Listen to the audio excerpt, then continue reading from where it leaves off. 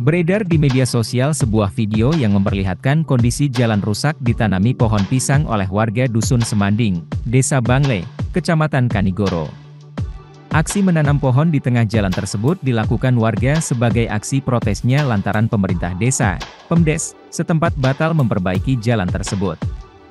Video yang memperlihatkan kondisi jalan rusak setelah ditanami pohon pisang itu diunggah oleh akun Instagram terang_media. Dalam keterangan unggahan itu disebutkan bahwa pohon pisang itu ditanam di jalan rusak sepanjang 1 km. Diketahui ada sekitar 64 pohon pisang menghiasi tengah jalan di Dusun Semanding, Desa Bangle, Kecamatan Kanigoro. Tindakan ini merupakan kali kedua yang dilakukan oleh warga desa dalam waktu 3 bulan terakhir. Warga dengan sengaja menanam pohon di jalan sebagai bentuk protes dan untuk menuntut pemerintah Kabupaten Blitar memenuhi janjinya untuk memperbaiki jalan.